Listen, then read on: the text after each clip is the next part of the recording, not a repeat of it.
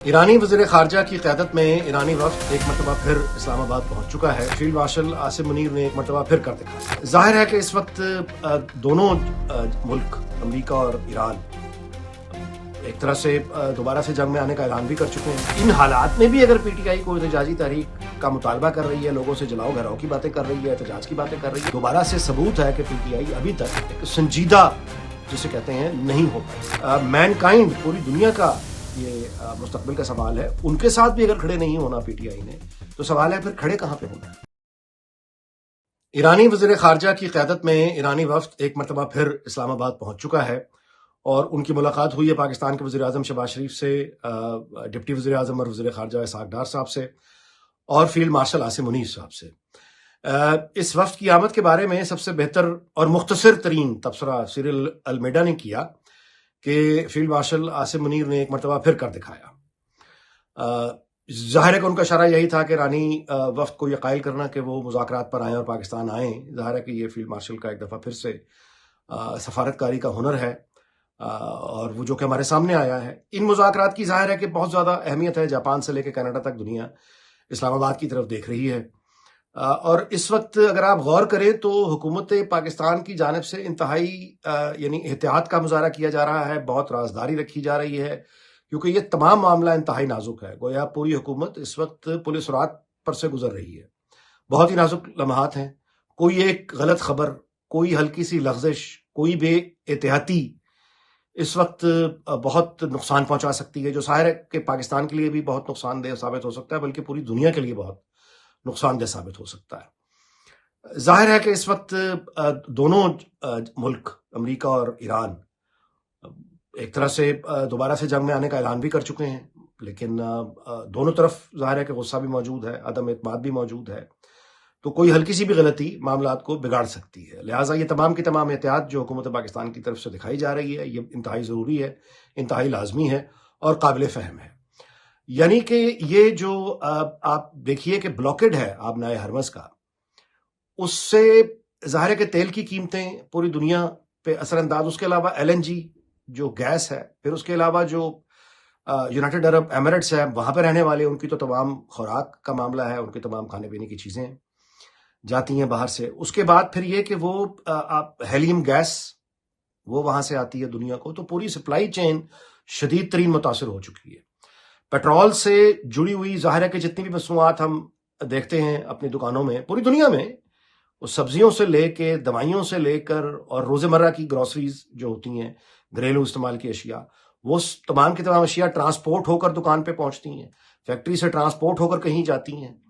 تو وہ سارے کا سارا جو ملبہ ہے، جب وہ اس کا ایفیکٹ مہنگے تیل کا، مہنگے پیٹرول کا جو ایفیکٹ ہے، وہ ایک ایک روزمرہ کی چیز پر آ جاتا ہے، یعنی روٹی پہ آتا ہے، کپڑے پر آتا ہے، روزمرہ کی چیز۔ اچھا، ذرائع آمدنی وہی ہیں، ذرائع پیداوار بھی وہی ہیں، اس میں تو کوئی بڑی تبدیلی نہیں آئی۔ اب جب ذرائع آمدنی وہی ہیں، یا پوری دنیا کی بات کر رہا ہوں، جاپان سے لے کے کینیڈا تک پوری دنیا، سارے کانٹیننٹ، ذرائع آمدنی وہی ہیں، جو یعنی جتنی تنخواہ جس کو مل رہی تھی وہی مل رہی ہے، جو کاروبار سے جتنا منافع کما رہا تھا اس کو وہی منافع مل رہا ہے۔ تو جب آمدنی وہی ہے، پیداوار وہی ہے، وہاں پہ تو کوئی اضافہ نہیں ہوا۔ تو جب اس یعنی حالات خراب ہونے کے نتیجے میں جو تیل کی قیمتیں مہنگی ہوں گی، باقی تمام چیزیں مہنگی ہوں گی، اس کا امپیکٹ ظاہر ہے کہ عام آدمی بل بلا اٹھے گا پوری دنیا میں۔ اچھا، ایک طرف سے یہ سارے کے سارے سنجیدہ معاملات ہیں، ظاہر ہے کہ دنیا اس کی پاکستان کے جو کوششیں ہیں میڈیشن کی، اس کو سہرا بھی رہی ہے اور دعاگو بھی ہے کہ پاکستان اپنی کوششوں میں کامیاب ہو اور امریکہ اور ایران جو ہیں ان کے مذاکرات کامیاب ہو جائیں اور یہ کسی ایسے سیٹلمنٹ پر پہنچ جائیں کہ حالات مزید نہ بگڑیں، جنگ کا دائرہ نہ پھیلے۔ جب ایک طرف یہ سارے کے سارے معاملات ہیں، دوسری طرف ہم دیکھ رہے ہیں کہ پی ٹی آئی جو ہے وہ سہیل آفریدی صاحب نے ایک اور یعنی تحریک کی کال دے رکھی ہے، گو کہ وہ ناکام ہوئی ہے مظفر آباد کی حد تک، تو وہ جو ان کی ایک احتجاج تھا وہ کوئی اس میں باہر نہیں نکلا، لیکن یہ ایک وہی پی ٹی آئی کا جو ایک غیر سنجیدہ رویہ جو ہمیشہ سے اس کا تھا، وہی دوبارہ سے دکھائی دے رہا ہے کہ آج کل کے ماحول میں جب نہ صرف پاکستان کی معیشت بلکہ پوری دنیا کی معیشت جو ہے وہ مطلب ایک طرح سے اکھڑی پڑی ہے، لوگ پریشان ہیں،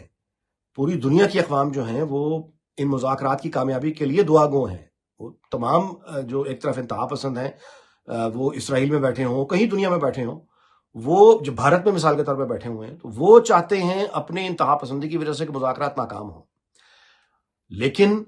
ان حالات میں بھی اگر پی ٹی آئی کو احتجاجی تحریک کا مطالبہ کر رہی ہے، لوگوں سے جلاؤ گھراؤ کی باتیں کر رہی ہے، احتجاج کی باتیں کر رہی ہے، تو یہ انتہائی نازک معاملات میں دوبارہ سے ثبوت ہے کہ پی ٹی آئی ابھی تک ایک سنجیدہ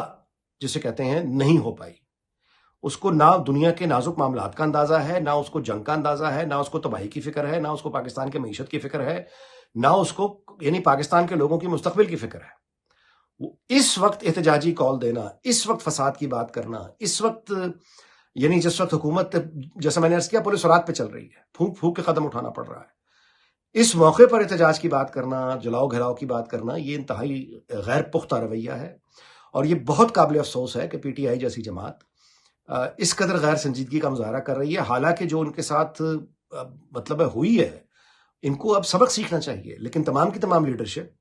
وہاں پہ کوئی عقل کی بات ہمیں سنائی نہیں دیتی، وہاں پہ کوئی تحمل کی بات ہمیں سنائی نہیں دیتی، وہاں پہ کوئی نیشنل انٹرسٹ کی بات ہمیں سنائی نہیں دیتی، وہاں پہ ہمیں کوئی مین کائنڈ پوری دنیا کا یہ مستقبل کا سوال ہے. ان کے ساتھ بھی اگر کھڑے نہیں ہونا پی ٹی آئی نے تو سوال ہے پھر کھڑے کہاں پہ ہونا ہے. یعنی یہ ہے کہ ملک ہوگا، سیاست بھی ہوتی رہے گی، معیشت ہوگی، تو پھر باقی احتجاجی تحریکیں بھی چلتی رہیں گی. لیکن یہ جو نازک وقت ہے، اس نازک وقت میں کسی بھی طرح کا فساد، کسی بھی طرح کی احتجاجی تحریک، یہ تو پوری ایک یعنی قوم کے آپ دشمن بن چکے ہیں نا. یہ تو پوری قوم کے یعنی ہر جو مزدور ہے وہاں کا، جو مڈل کلاس جتنے بھی لوگ ہیں پاکستان کے، یہ تو آپ ان کی کمر میں خنجر گھونپ رہے ہیں، جن میں آپ کے اپنے کارکن شامل ہیں. یعنی پاکستان کی معیشت اگر خدا نہ خواستہ مزید امپیکٹ آتا ہے، تیل کی قیمتیں اور بڑھتی ہیں، ایل این جی کا مسئلہ پیدا ہو جاتا ہے، تو کیا یہ یعنی پی ٹی آئی کے کارکن، پی ٹی آئی کے لوگ، کیا ان کے گھروں پہ اس کا بجٹ پہ اثر نہیں پڑے گا؟ سوال پیدا ہوتا ہے نا. تو یہ ایک عجیب معاملہ ہے کہ جذبات اس حد تک آپ کی آنکھوں پہ پٹی باندھ دیں کہ آپ خود اپنی یعنی قوم کے ہی خلاف ہو جائیں، ان لوگوں کے بھی نقصان کرنے کی طرف چل پڑے جو خود آپ کی پارٹی میں ہیں، خود آپ کی جماعت میں ہیں. اور مزے کی بات یا لطف کی بات یا ویسے تو قابل افسوس ہے کہ پی ٹی آئی کی جو بھی لیڈرشپ اس وقت سامنے موجود ہے، ان کی جانب سے ایسا کوئی اعلان سامنے نہیں آیا کہ وہ باقاعدہ اعلان کریں اپنی پارٹی کو کسی ڈسپلن میں لا کے اپنے کارکنوں کو یہ پیغام دیں کہ اس وقت اگر وہ کوئی احتجاج، چھوٹے سے چھوٹے احتجاج بھی کرنے کا ارادہ رکھتے ہیں تو یہ وقت نہیں ہے. باقی احتجاج اگر معمول کے حالات ہوں تو ٹھیک ہے، پہلے بھی ہوتے رہے ہیں، لیکن یہ کہ یہ بہت غیر معمولی وقت ہے. اس موقع پر یہ حکومت کا اس وقت کچھ نہیں بگاڑا جا رہا، موجودہ نظام کا کچھ نہیں بگاڑا جا رہا، بلکہ پوری قوم کے یعنی آپ یوں سمجھیں مستقبل کو خطرے میں ڈالا جا رہا ہے. سو یہ فرض ہے کہ پی ٹی آئی کی جو بھی قیادت ہے، جو بھی لیڈرشپ ہے، وہ سامنے آ کے اپیل کرے اپنے لوگوں سے اور پوری قوم سے کہ یہ اتحاد کا وقت ہے، یہ اندرونی سیاست کا یہ چمکانے کا وقت نہیں ہے. یہ یعنی یہ پیٹی ایشوز ہیں، یہ بہت چھوٹے ایشوز ہیں. سو صبر سے کام لے کر کھڑے ہوں نظام کے ساتھ، حکومت کی کوششوں کے ساتھ، کیونکہ یہ جو کوششیں وہ کر رہی ہے حکومت پاکستان، یہ اس وقت پوری قوم کی بہتری کے لیے، بھلائی کے لیے ہیں، پوری دنیا کے بہتر مستقبل کے لیے ہیں. تو اس وقت حکومت کے ساتھ کھڑے ہونے کی ضرورت ہے. دعا کرنی چاہیے کہ خیر خیریت سے مذاکرات کا مرحلہ حل ہو جائے. اس کے بعد جب حالات معمول پر آ جائیں گے تو باقی سیاست ہوتی رہے گی.